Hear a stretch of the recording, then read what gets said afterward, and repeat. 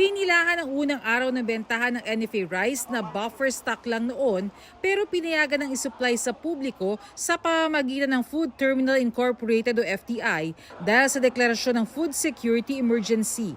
San Juan City Hall ang isa sa bumili sa FTI at ibinebenta ito ng walang patong sa lungsod. 1,650 pesos kada sako pero may option na ibenta ng 33 pesos kada kilo.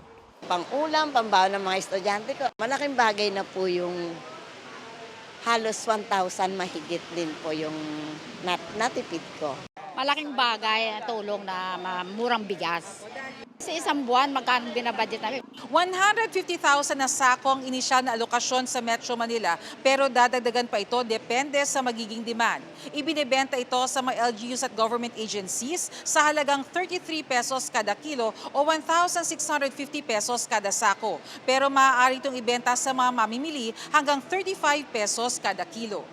Okay lang to be resold pala kung 33 to 35 lang din ang benta nila. Huwag lang sa negosyante at huwag lang ibenta ng mas mataas sa 33 or 35 pesos. Imbis na ipataw namin ang kakaibat na gastos yan sa ating mga mamamayan, sinasalo. Yan din po ang billing ko sa mga kapwa Metro Manila mayors. Saluhin na po natin. Inaasang magsisimula na rin ang bentahan ng NFA Rice sa ilang LGU na bumili nito tulad ng Camarines Sur. Sa ngayon kasi sarami ng stocks, walang limit. Of course, kung yung demand ay ng mga LGUs nationwide ay biglang tumaas, then we will have to set yung weekly limits.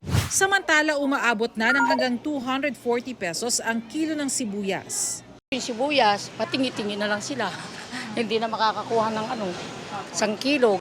Pag-aaralan ng Agriculture Department ang paglalagay ng maximum SRP sa sibuyas kung hindi ito magmura kapag dumating na ang mga imported. Harvest is coming soon. Kung sakaling mag-MSRP man tayo sa onion, maybe limited 2 weeks lang yan. Pinapupuntahan na sa Bureau of Plant Industry ang lahat ng cold storage ng sibuyas. Inspectionin kung meron bang new harvest na tinatago at hindi binibenta. Kasi parang kung ginawa kung meron ganon, mali yun.